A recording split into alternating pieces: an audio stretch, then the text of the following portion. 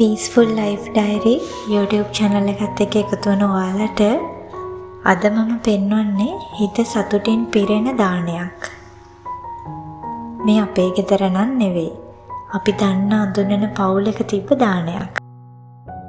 හැම අතින්ම ලස්සන දානයක් නිසා දැක බලා අනුමෝදන් වෙන එක ඔයාලට බාරයි. ඔයාලා අහලා ඇතිනේ අපි තිරිසන් සතෙකුට කෑම වේලක් දුන්නොත් ඒකේ ආනිසංස 100ක් තියෙනවා. ඒ වගේම දුස්සීල කෙනෙකුට දානයක් දුන්නොත් ආනිසංස 1000ක් තියෙනවා. පෘථග්ජන සිල්වත් කෙනෙකුට දානයක් දුන්නොත් ඒකේ ආනිසංස ලක්ෂයක් තියෙනවා. ඒ කියන්නේ සංසාරي ගැන දන්නේ නැති, ලොකුවට බණ දහම් දන්නේ නැති, නිවන් දකින්න ඕන කියලා දන්නේ නැති, හැබැයි පන්සිල් රකින්න කෙනෙක්. ඊළඟට බ්‍රහ්මචාරී කෙනෙකුට දෙන දානයක විපාක කෝටි ලක්ෂයක් තියෙනවා. ඒ කියන්නේ තපස් ජීවිතයක් ගත කරන කෙනෙක්. බ්‍රහ්මචාරී බව, කාමයේ රාගයේ තැවීම, ඉන්ද්‍රිය සංවරය යන දේවල් වල විපාක එච්චර බලවත්. යම් කෙනෙක් මුළු හදවතින්ම බුද්ධ රත්නය, ධම්ම රත්නය, සංඝ රත්නය සරණ ගිහිල්ලා සසර බය තේරුම් අරන් ඉන්නවනම්, ඒ තාම සෝවාන් වෙලා නැත්නම් ඒ වගේ කෙනෙකුට දෙන දානයක ආනිසංස අසංකේයයි, අපමෙයයි. සෝවාන් කෙනෙකුට, සකෘදාගාමි, අනාගාමි රහතන් වහන්සේ නමකට, පසේ බුදුරජාණන් වහන්සේ නමකට දෙන දානයක් ගැන කවර කතාද? මේ ලෝකේ ඉන්න සියලුම රහතන් වහන්සේලාට වෙන වෙනම දානේ පූජා කරනවාට වඩා සියලුම පසේ බුදුරජාණන් වහන්සේලාට වෙන වෙනම දානේ පූජා කරනවාට වඩා ආනිසංස වැඩි මගේ බුදුරජාණන් වහන්සේට එක දන් හැන්දක් පූජා කිරීම. ඊටත් වඩා ආනිසංස වැඩි බුද්ධ ප්‍රමුඛ මහා සංඝරත්නයට සාංගික දානයක් පූජා කිරීම. සාංගික දානයේ පින මහත්ඵලයි, මහා ආනිසංසයි. ඇත්තටම මේ දානය තිබුණු දවසේ වීඩියෝ එකක් හදන අදහසක් මට තිබ්බේ නැහැ. ඉතින් පොඩි වීඩියෝ කොටස් එකතු කරලා තමයි මම මේ වීඩියෝ එක හැදුවේ. පේනවනේ කට්ටිය උදේ පාන්දර ඉඳලම වැඩ. මේ මල් සැරසිලි කරන්නේ මහා සංඝරත්නයට අසුන් පනවලා තියෙන තැනට ඉහළින්. අපිත් සිල්වත් වෙලා අපි ධාර්මිකව හම්බ කරගත්තු දෙය සිල්වතුන් උදෙසා කර්මඵල විශ්වාස කරගෙන දානයක් ලෙස දෙනවා නම් අපට ඒක ලොකු ලාභයක්. ඉපදුණු කෙනෙකුට ලැබෙන්න ඕන දේ තීරණය කරන්නේ දානේ තමයි. ගෙදරකට මහා සංඝරත්නය වැඩමවනකොට ඊට කලින් තමගේ පන්සලෙන් අසපුවෙන් අවසර අරගෙන දැනුවත් කරලා තියෙන්න ඕනි.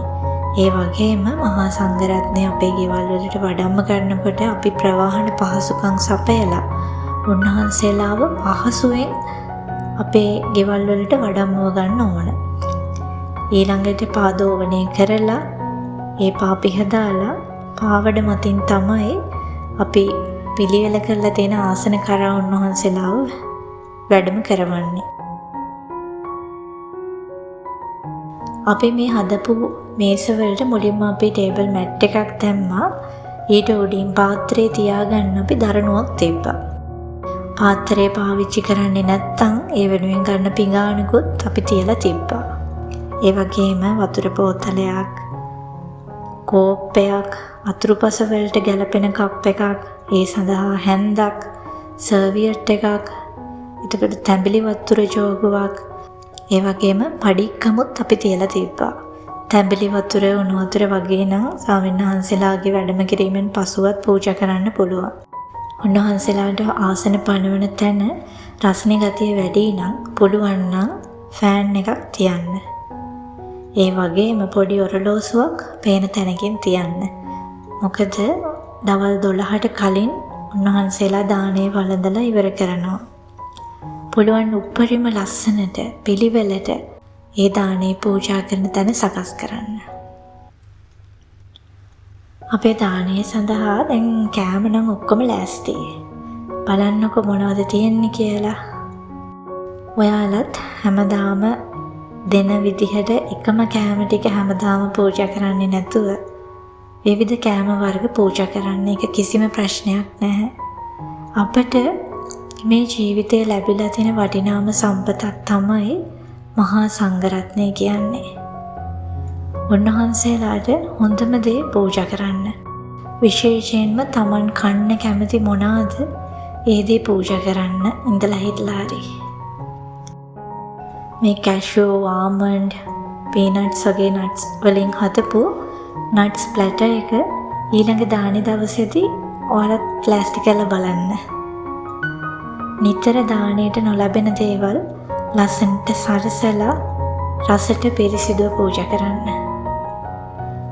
හැමෝටම එකම විදිහට දානි දෙන්න නොලැබෙන අවස්ථා තියෙන්න පුළුවන්. ඒකට කමක් නැහැ. හැබැයි තියෙන ටික හොඳට රහට හදන්න. අනිවාර්යෙන්ම පූජා කරන්න කලින් ලුණු බලන්න. නැත්නම් අපි පිළිගන්වන්නේ වළඳන්න බැරි කෑමක්. ඒ වගේම දානි බෙදනකොට හැඳ පුරවල දානි බෙදන්න පුරුදු වෙන්න. උන්වහන්සේලාට වැඩි නම් උන්වහන්සේලා ඕනි ප්‍රමාණය තමයි ඉල්ලගන්නේ. දන් දීම නිසා දුප්පත් වුණු කිසිම කෙනෙක් මේ ලෝකේ කොහෙවත් නැහැ. අපි දෙන්නේ මොනවාද? ඒ දේ අපට ආපහු ලැබෙනවා. දානය කියන්නේ ජීවිතයේ සැනසෙල්ලක එක කොටසක්. බුදුරජාණන් වහන්සේලා වර්ණනා කරපු දෙයක්. මම දානයේ ආනිසංස ටිකක් කියලා දෙන්නම්කෝ. තරුණ වියේදීම බොහෝ සැප සම්පත් ලැබෙනවා. ගොඩාක් අයට අපිව ප්‍රියමනාප වෙනවා. යහපත් කීර්තිය පැතිරෙනවා. ධන සම්පත් ලැබෙනවා. ඒ වගේම පිරිසක් ඉදිරියට බය නැතුව යන්න ශක්තිය ලැබෙනවා. යහපත් කල්යාණ මිත්‍ර ආශ්‍රය ලැබෙනවා. විශිෂ්ට රූපයක් ලැබෙනවා. ඒ වගේම කීකරු දූපුතුන්, අඹදරුවන්, ස්වාමි පුරුෂයන් ලැබෙනවා. ලැබෙන දේ පරිභෝග කරන්න හිත නැමෙනවා. සම්පත් සුරක්ෂිත වෙනවා. පිරිවර සම්පත් ලැබෙනවා. ඒ වගේම තමයි මරණින් මතු සුගති ලෝකයක ඉපදෙන්න පුළුවන් වෙනවා. පළතුරු පූජා කරනකොට ඒවා හොඳින් සෝදලා කපලා පිරිසිදුව ගන්න පුළුවන් විදිහකට, ඒ කියන්නේ පහසුවෙන් ගන්න පුළුවන් විදිහට පූජා කරන්න. අපි මේ රඹුටන්, මැංගුස් වගේ පළතුරු භාගයට කපලා තමයි තිබ්බේ. ඒ වගේම අතුරුපසත් හරිම ලස්සනට අපි පිරිසිදු සිතින් පූජා කරා.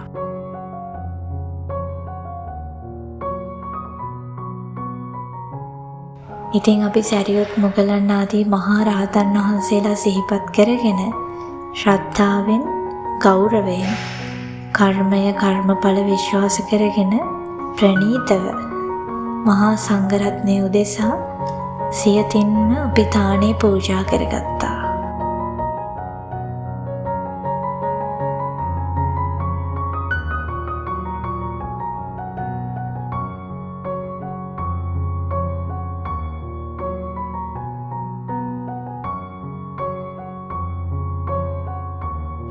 දානෙන් අනතුරුව අපි පිරිකර සියල්ලත් පූජා කරගත්තා. ඉතින් ඊළඟට තිබ්බේ පුණ්‍යානුමෝදනා ධර්ම දේශනය. අපි අතරේ අපිත් එක්කම ඉඳලා මරණයෙන් අපෙන් වෙන්වුණු හිතවතුන්ට සාංගික දානයක් දීලා පින් පැමිණවීම ජීවත්ව ඉන්න අපේ යුතුයකමක්. මේ දවසේ නම් මේ දාණය තිබුණේ මේ ගෙදර ජීවත් වුණු අම්මගේ 3 මාසේ දාණය වෙනුවෙන්. ඉතින් බලාපොරොත්තු විදියට මේ අම්මට මේ දානමය පින අනුමෝදන් වේවා. ඒ වගේම මගේ තාත්තා ඇතුළුව අපි හැමෝගෙම නමින් මිය පරලොව ගිය යම් කෙනෙක් ඇද්ද? ඒ සියලු දෙනාට මේ සාංගික දානයේ පින අනුමෝදන් වේවා. ඉතින් මේ වගේ දානයකට සහභාගී වෙන්න හරි මට ලැබුණේ කල්යාණ මිත්‍ර ආශ්‍රය නිසා. මේ දානය පිළියෙල කරපු ඒ පින්වතුන්ට තව තවත් ධන දානි පහළ වේවා. මේ දානමය පින ධර්මාවබෝධය පිණිසම හේතු වේවා. ඊටම කලාතුරකින් ලද මනුෂ්‍ය ජීවිතයේ ලොකු පුණ්‍ය විපාකයක් අපි අයිති කරගෙන පින්වත් මහා සංඝරත්නයව අපි ආපහු වැඩම කෙරෙව්වා.